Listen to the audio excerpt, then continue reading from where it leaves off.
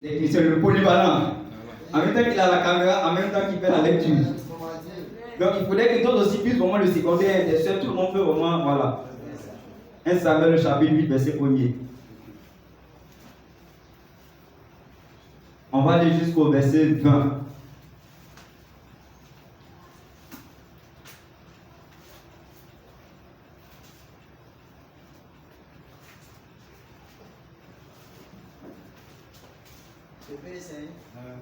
Vas-y. Vas-y, frère. Ça, c'est le lion. Shalom, frère. Ah non, le frère est tellement zélé, frère.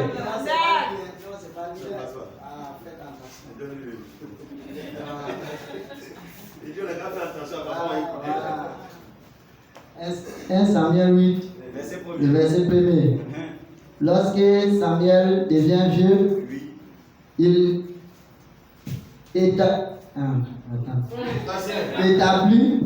établit ses fils justes sur Israël. Son fils premier-né se nommait Joël. Et le second Abijah. Il était juste et Beersheba. Verset 3. Les fils de Samuel ne marchaient point sur ses traces. Ils se livraient à la cupidité, recevaient des présents et violaient la justice. Tous les anciens d'Israël s'assemblaient et vinrent auprès de Samuel à Rama.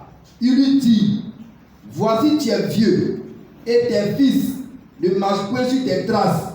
Maintenant, établis sur nous un roi pour nous juger, comme il y en a chez toutes les nations.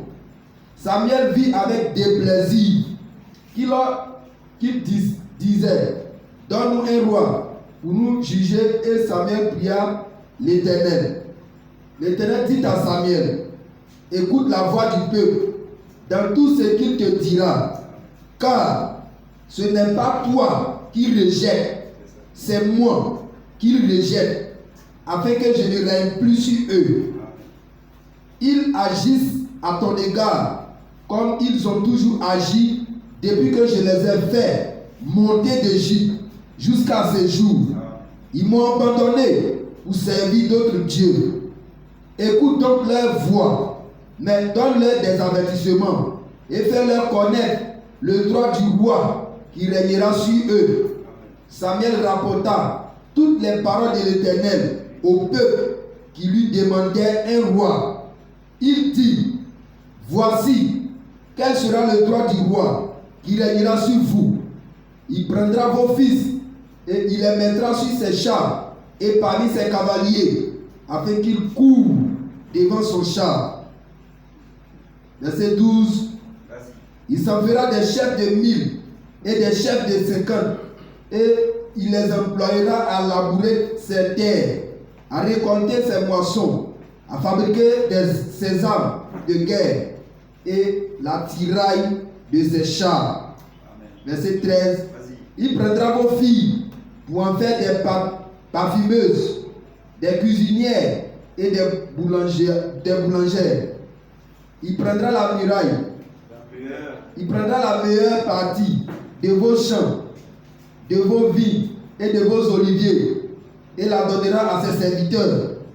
Il prendra la dîme du produit de vos semences et de vos vignes, et la donnera à ses serviteurs. Il prendra vos serviteurs et vos servantes, vos meilleurs bœufs et vos ânes, et s'en servira pour ses travaux. Verset 17. Il prendra la dîme de vos troupeaux, et vous-même serez ses esclaves. Et alors vous crierez contre votre roi, que vous serez choisis, mais l'Éternel ne vous exaucera point. Le peuple refusa d'écouter la voix de Samuel. Non, dit-il, mais il y aura un roi sur nous, et nous aussi, nous serons comme toutes les nations. Notre roi nous jurera, il marchera à notre tête et conduira nos guerres. Amen. Acclamons le Seigneur pour frère Koulibaly. On va s'asseoir, je vais prier pour la parole. Seigneur mon Dieu, m'envoie une bénédiction qui nous en merci pour ces instants. Seigneur, tu as dit dans Matthieu 4, verset 4, que l'homme ne vivra pas seulement de pain, mais de toute parole qui vient de toi. Seigneur, ce matin, je prie que ma personne soit effacée. Et que Seigneur, tu veuilles prendre le contrôle. Seigneur, que tu veuilles nous parler en ce matin. Afin que nous soyons sortis de là, nous puissions marcher comme toi tu le veux. Béni sois-tu. C'est dans le nom de Jésus que nous prions. Amen. Amen. Ce matin, nous allons vraiment nous édifier avec vraiment une histoire vraiment qui m'a beaucoup plu quand je disais. Il s'agit vraiment de Samuel. La Bible dit que Samuel, quand nous lisons 1 Samuel 7, verset 15, dans 1 Samuel 7, verset 15, il est écrit que Samuel fut juste en Israël pendant toute sa vie. Le verset 16 allait chaque année faire le tour de Bethel, de Gilgal et de Mithpa, et il jugeait Israël dans tous ses lieux. Puis il revenait à Rama, où était sa maison, et là il jugeait Israël, et il bâtit là un autel à l'Éternel. Amen. Donc Samuel était un juge, il était sur Israël. Mais ce juge-là, il devait vraiment chaque fois aller dans les différentes provinces, dans les différentes villes pour juger le peuple d'Israël. Amen. Et dans son exercice, dans sa fonction, au fur et à mesure qu'il servait le Seigneur, à un moment donné, on prend de l'âge. À un moment donné, on va vieillir. Et comme nous venons au verset 8, au chapitre 8 de 1 Samuel, le chapitre 8, verset 1, on dit, lorsque Samuel devint Dieu, il établit ses fils sur Israël. Amen. Amen. Donc Samuel, il devient de plus en plus vieux. Donc il va établir maintenant Israël. Or Samuel c'est qui? Samuel, son papa s'appelait Elkanah. Sa maman s'appelait Anne. Ces deux messieurs-là, d'abord, le papa de Samuel, c'était un homme de Dieu. Il faisait le service dans le temple là-bas. Et il avait deux femmes. La première, il y avait Pénina, et puis l'autre, la maman de Samuel, qui s'appelait Anne. Donc Anne n'avait pas d'enfant. Donc, à un moment donné, comme je le disais à l'introduction, elle va prier, elle va demander au Seigneur, Seigneur, si tu me donnes un fils, je vais te le consacrer. Effectivement, Dieu va répondre à sa requête. Dieu va lui donner un fils. Effectivement, il va consacrer l'enfant Samuel. Amen. Et Samuel, c'est lui vraiment qui était le prophète qui jugeait les différents peuples, voilà, qui étaient vraiment répartis sur le territoire d'Israël. C'est lui qui les jugeait. À un moment donné, Samuel, il va devenir vieux. Donc, qu'est-ce qui va se passer? Samuel, puisqu'il est vieux, dans la fonction des exercices, il ne peut plus trop se déplacer. Donc, il va faire quoi? C'est comme aujourd'hui le président de la République de l'Abidjan. Comme lui, il ne peut pas se déplacer partout. Donc, il va établir les préfets. Donc, il représente le chef de l'État. Donc, Samuel aussi, comme il devenait vieux, donc lui, il va établir ses fils juges en Israël. Mais ces fils-là, les fils de Samuel, là, ils ont commencé à vivre une vie de débauche. Au verset 2, on dit son fils premier-né se nommait Joël et le second Abijah. Il était juge à Beersheba. Donc certainement Samuel, comme on a lu dans 1 Samuel 7, verset 20, on dit Samuel, lui, il réveillait, lui c'est à Rama, parce qu'il était sa maison. Donc il se déplace, il fallait de Boaké, peut-être qu'il va pour juger ceux de Katoula et ainsi de suite. Donc lui, il a à Boaké. Et ses autres qui sont sur d'autres provinces, sur d'autres villes là-bas, ils sont juges là-bas. Mais l'attitude de ses enfants, le verset 3 nous dit que les fils de Samuel ne marchaient point sur ses traces. Ils se livraient à la cupidité, recevaient des présents et violaient la justice. Donc les fils de Samuel, là, qui lui les établit juge, là, pour pouvoir le seconder, pour pouvoir l'aider dans ses fonctions, là, les fils de Samuel vont commencer à se comporter d'une manière bizarre. Ils ne vont plus marcher sur les traces de leur papa, de leur père. Or, quand on regarde Samuel a marché sur les traces de son papa, Elkanah. Bien aimés frères et sœurs, en tant que chrétien, on dit, si ton papa était privé, toi tu dois faire plus. Mais tu dois bien faire. Tu dois être en dessous, c'est-à-dire que tu dois marcher dans les traces. C'est-à-dire que tu dois marcher dans les bonnes traces. Mais les fils de Samuel, eux, ne marchaient pas dans les traces de leur papa. Or, on dit tel père, tel fils. Si leur papa était un homme de Dieu, normalement, les fils devraient bien se comporter.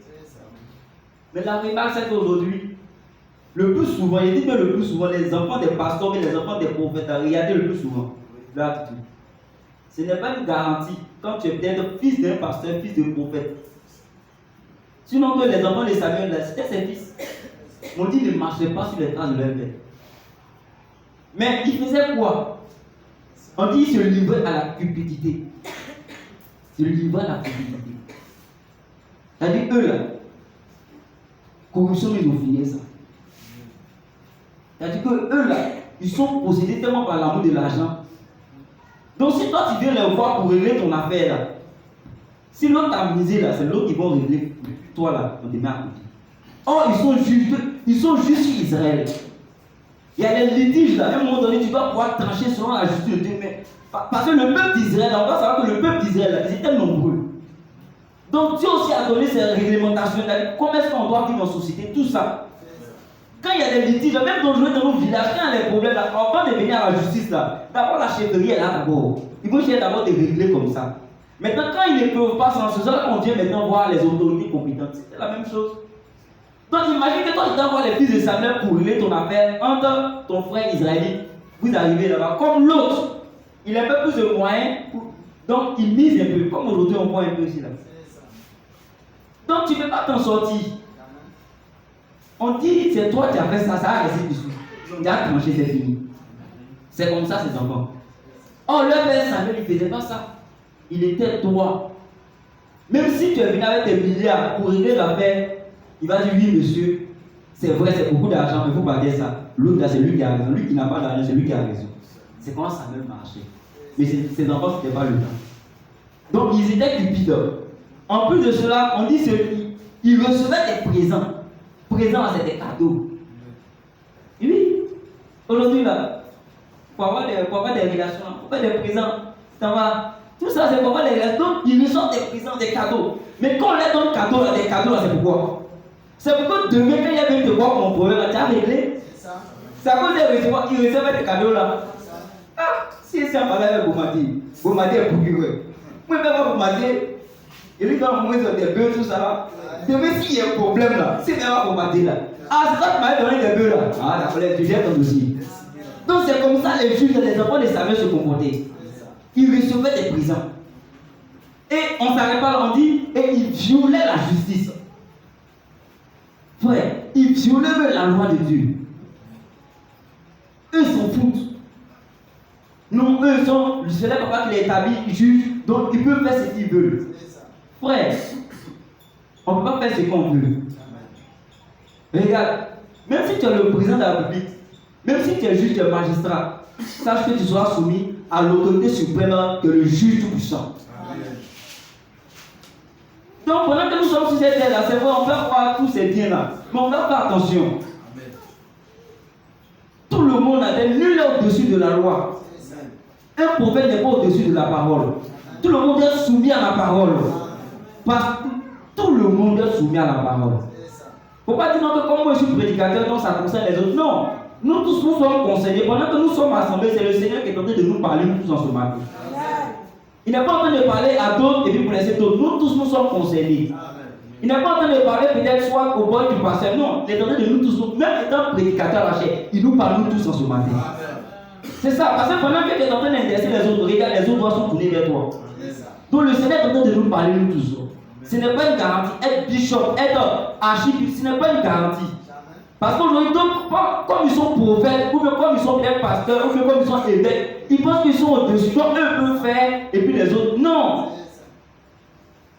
Non, nous tous nous sommes, on doit obéir à la parole. Les apôtres étaient obéissants à la parole. Sans l'apôtre Paul dit, moi je suis le prophète de l'art, non, je n'ai pas obéi à la parole. Mais il dit traite durement son corps. Il se soumet à la parole. Frère, nous sommes venus ce matin malades à l'hôpital, que le Seigneur vraiment veut nous diagnostiquer, qu'il nous apporte le remède qu'il faut, afin qu'au sortir d'ici, nous puissions marcher en nouveauté de vie. Amen. Et on continue le verset 4. Donc l'attitude des enfants de Samuel va faire que les autres vont voir ça. Ils vont voir, frère. À un moment donné, quand d'autres disent que si moi je n'étais pas établi, tu veux mettre pasteur, regardez, c'est Dieu qui établit les gens. Quand Dieu t'a établi là, il sait que tu vas faire le job bien fait. Mais quand ce sont les hommes qui vont t'établir là, frère, c'est vraiment les enfants de Samuel là. Peut-être ils avaient les caractères, ils savaient bien parler, ils savaient tout. Mais est-ce qu'ils sont appelés? Aujourd'hui, quand monsieur il est pasteur, quand il n'est pas là, il établit sa femme en même temps maman pasteur. Ou bien il établit en même temps ses enfants. Donc c'est devenu une entreprise. Donc si le papa il est le pasteur, c'est lui qui est le fondateur, maman elle est PDG. Ou bien elle est PCA. Et puis les enfants, vous voyez, ce n'est pas comme ça dans l'affaire de Dieu là. Certainement d'ailleurs, tu peux créer ton entreprise et puis tu peux faire ça. Mais avec le Dieu là, ce n'est pas comment que ça marche. C'est le Seigneur qui établit. C'est lui qui choisit, puis il établit qui il veut. Mais quand nous établissons des gens, mais c'est ce que nous voyons aujourd'hui là, les gens prennent n'importe quoi. Mais ce n'est pas Dieu qui les établit. C'est eux-mêmes qui se sont établis. C'est eux qui ont établi leur femme, c'est eux qui ont établi leur pasteur, c'est eux qui ont établi tout eux-mêmes. Donc quand c'est toi-même qui établis, bien évidemment, les gens vivent comme ils veulent. Ils vont violer la loi. Et le verset 4, la Bible dit que tous les enfants, les anciens d'Israël vont s'assembler et venir auprès de Samuel à Rama. Nous devons constater ça. Certainement dans les différentes villes, on voit que ça commence à devenir récurrent, les pasteurs sont corrompus. Donc, ceux qu'on les établit sur nous, les sont corrompus, on va aller voir même le prophète Samuel. Donc les enfants d'Israël vont se rassembler. C'est souvent d'un coup d'état.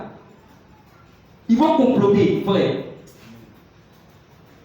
Frère, faisons attention. Faisons attention. Et les anciens d'Israël, ils vont s'assembler. Vous voyez ce qu'ils font là? Vous voyez ce qu'ils font là? Parce que les papas et les prophètes, donc ils se permettent de faire n'importe quoi. Nous là, on va prendre. Frère, coup d'état là, c'est bon, hein? Mais c'est pas bon. Coup d'état là, c'est pas bon. Tu as fait ça là. Dieu voit. Dieu est souverain, il voit tout ce qu'ils sont fait là. Donc là, c'est lui qui va se venger. Toi là, reste tranquille. Mais ils vont venir voir, ils vont s'assembler, ils vont commencer à comploter. Comme aujourd'hui on voit. Les gens sont prêts à organiser tout. Parce que lui, il ne fait pas mon affaire. Même les pasteurs, les anciens, des fois, même pour pouvoir s'assembler pour aller au moment pour le déstabiliser. Mais est-ce que c'est toi qui l'établis? D'autres fois vont s'assembler pour parler mal même du pasteur. Or, celui que Dieu a établi sur vous comme berger, ils vont s'assembler pour aller parler à Samuel. Toi, tu es qui? Pas parce que tu es prophète et tes enfants sont élevés n'importe comment, tout ça. Donc, ils vont se lever. Une certaine révolte. Frère, ça n'a pas commencé seulement aujourd'hui. Même depuis l'homme là-bas, ça existe toujours. Ou aujourd'hui, même dans le ministère, des soi-disant frères vont calomnier certains serviteurs. Frère, un véritable point de Dieu, ce n'est pas contre lui. Tu t'es levé contre lui, tu t'es levé contre le Seigneur. Regardez comme nous lisons dans 1 Samuel. Bon, pour gagner un temps, on va laisser. Prends Nombre 12. Nombre 12, verset 1 à 10. On va faire une petite histoire avant qu'on y continue. Rapidement, Nombre 12. Pour te dire que le coup d'état qu'ils ont formé là, c'est existant autrefois. Nombre 12. Les enfants, les fils de Samuel, on peut considérer que ce sont des faux. Mais à partir du moment qu'ils s'élèvent, au lieu d'aller voir les fils de Samuel, ils vont voir le prophète Samuel pour lui parler. Toi, tu dis, tes enfants là, ils vont commencer, ils vont se révéler, en d'autres termes, ils vont se révéler comme Samuel. Amen. Regarde, Nombre 12, verset 1 à 10. Nombre 12, verset 1. Vas-y. Marie et Aaron parlaient contre Moïse. Attends d'abord, on dit Marie et Aaron vont parler contre Moïse. Moïse qui est le prophète, qui est le type de Christ. Oui. Ils vont parler contre lui. Au sujet de la femme éthiopienne. Au sujet de la femme éthiopienne qu'il avait prise. Vas-y. Car il avait pris une femme éthiopienne. Oui. Il dit. Est-ce seulement par Moïse? Est-ce que c'est seulement par toi que l'Éternel parle? Est-ce que c'est par toi seulement que l'Éternel parle? Vas-y. N'est-ce pas aussi? N'est-ce pas aussi par nous qu'il parle? Par nous aussi qu'il parle. Vas-y, dis qu'on verset 10. L'Éternel l'entendit. L'Éternel entend ça. Or, oui. Moïse était un homme fort. Oui. Patient. Vas-y. Plus qu'aucun homme sur la face de la terre. Vas-y. Soudain, l'Éternel dit à Moïse. Vas-y. Et à Aaron. Et à Marie. Oui. allez, Oui. vous trois, Oui. à la tente d'assignation. Oui. Et ils y allaient tous les trois. Donc les trois ont parti, vas-y. L'Éternel descendit dans la colonne de nuée. Vas-y. Et il se tint à l'entrée de la tente. Oui. Il appela Aaron et Marie. C'est ça. Qu'ils s'avancèrent tous les deux. Oui. Et il dit, C'est ça. écoutez bien mes paroles. Écoutez bien. Lorsqu'il y aura parmi vous un prophète, Lorsqu'il aura parmi vous un prophète, c'est dans une vision c'est dans une vision. que moi l'Éternel, je me révélerai à lui. C'est ça. C'est dans un songe C'est ça. que je lui parlerai. C'est ça. Arrête-toi là, frère. Un Amen. instant. Pour tous nos frères musulmans, ça c'est une petite parenthèse. L'Éternel dit, lorsqu'il aura un prophète parmi vous, c'est dans un songe, une vision que je vais me révéler à lui. L'Éternel s'est toujours révélé aux prophètes, soit en vision ou en songe. Mais l'Éternel ne s'est jamais révélé à un prophète par l'intermédiaire d'un autre ange. Non. Jamais. L'Éternel des armées, de la manière s'est révélé à ces prophètes-là. Il ne s'est jamais. Or, dans le Coran, pour nos frères musulmans, une parenthèse pour toi. Le prophète Mohammed dit que non, lui là, il a été vraiment. Il y a un ange qui s'est révélé à lui. Donc, c'est l'ange-là qui est appelé prophète, ce n'est pas l'Éternel des armées. Or, dans la Bible ici, c'est l'Éternel qui s'est révélé à ses prophètes. Amen. Sans église, directement, il n'y a pas d'intermédiaire. Prophète, chez les musulmans, on appelle ça le Rasoul, porte-parole de Dieu. Donc, le porte-parole de Dieu, directement, il communique et puis directement, il donne. Mais s'il y a un intermédiaire entre Dieu, il y a un ange et puis il y a le prophète, c'est que là, le prophète, il sait qui? Le prophète, c'est pas moi, le prophète, c'est l'ange Gabriel Djibril. Mon frère, on peut te blaguer pour chercher la vérité. Amen. Un prophète, voici Moïse, c'est un prophète comme toi. Tu dis que tu es prophète comme Moïse. Voici comment c'est Moïse était un prophète. Le temps nous manque de parler des prophètes. C'est ça. Vas-y, frère. Verset 7. Attends, une petite parenthèse. Pour nos frères Kakouis, tu dis que non, c'est l'agneau et l'ange qui sont révélés à toi. Mon frère, un agneau ne parle pas. Il dit que c'est un agneau qui s'est révélé le 24 avril 1993. Oui. Un agneau ne parle pas qu'on lit les 53. Un agneau, il est muet. Amen. Tu es prophète tout. Nos frères, ils sont prophètes, mais ils ne sont pas prophètes de la Bible. Amen. Ce sont des faux prophètes. Amen. Nous vous aimons, c'est parce que nous vous disons la vérité. Amen. Continue, frère. Verset 7. Oui. Il n'en est pas ainsi Il n'est pas ici. de mon serviteur Moïse. Il n'est pas ici de mon serviteur Moïse. Il est fidèle Oui. dans toute ma maison. C'est ça. Je lui parle Je lui parle. bouche à bouche. Je lui parle par l'intermédiaire de quelqu'un. Je lui parle Oui. bouche à bouche. Bouche à bouche. Je me révèle à lui Oui. sans énigme. Sans parabole. Et il voit une représentation de l'Éternel. Vas-y. Pourquoi? Pourquoi? Donc n'avez-vous pas craint Oui. de parler contre mon serviteur, Vas-y. contre Moïse? Contre Moïse, La colère de l'Éternel la colère de l'Éternel. s'enflamma contre eux. Oui. Et il s'en alla. Il s'en alla. La nuée se retira de dessus de la tente. Oui. Et voici, C'est ça. Marie était frappée d'une lèpre Tu peux t'arrêter là, frère. blanche comme la neige. Tu peux t'arrêter là, que le Seigneur dise sa parole. Amen. Donc, de la même manière que les enfants d'Israël se sont soulevés, il y a eu ce soulèvement aussi autrefois. Avec Moïse, le vrai prophète, le prophète de l'Éternel. Frère, faisons attention, on ne parle pas contre les vrais secteurs de Dieu. Hein. Si ce sont les Panamans, il n'y a pas de problème. Mais un vrai secteur de Dieu, quand tu te lèves pour parler contre lui, et c'est ce que Marie et puis Aaron ont fait. Ils se sont levés pour aller parler contre Moïse. Pourquoi? Parce que Moïse a pris une femme éthiopienne. Mais vous savez pourquoi Moïse a pris une femme éthiopienne? Parce qu'en réalité, Moïse était le type de Christ. Dieu a dit par la bouche de Moïse que les enfants d'Israël ne doivent pas se marier avec les nations, les peuples. Mais comment c'est fait que toi, Moïse, toi tu as dit non, pour moi, pas éthiopienne, pas étrangère, et puis toi tu dois prendre une éthiopienne. Mais c'est un paradoxe. C'était le type de Christ. Jésus qui doit se marier avec les nations. C'était prophétique. On dit Salomon a 1000 femmes. 1000 femmes, dont les gens se lèvent, ils ont si c'est 1000 femmes, ça veut dire quoi? C'est prophétique. Jonas avait 3 jours dans le sein du bois. Tu sais, c'était quoi? C'est prophétique. Le Seigneur avait 3 jours dans le sein de la terre, puis ressuscité. Il ne comprenait rien, il se lève comme ça, puis vous voyez, frère. Donc ils vont se lever contre Moïse, ils vont parler contre lui. Ils vont se lever comme ça, murmurer contre lui. Oh Moïse, là, frère, le Seigneur s'est révélé à lui bouche à bouche. Frère, et puis ils vont se lever comme ça, parler contre lui. Donc Dieu va les condamner. Dieu va dire, bon, venez vous trois. Moi, vous ne savez pas. Il faut se lever pas contre les vrais serviteurs de Dieu. Toutefois qu'on va vouloir t'initier pour voir comment comploter contre un vrai serviteur de Dieu, il faut faire attention. Parce que la malédiction qui est en train d'attirer sur toi. Ils ont commencé à murmurer contre Moïse. Ils se sont rassemblés. Ils vont faire un coup d'état. Lui, il est qui? Nous aussi, Dieu parle par nous. Hey, Marie, c'est pas toi que tu as prophétisé tout ça. Lui, avant, si vous aussi, ça, il faut s'élever. Dieu va les convoquer. Moïse ne savait pas.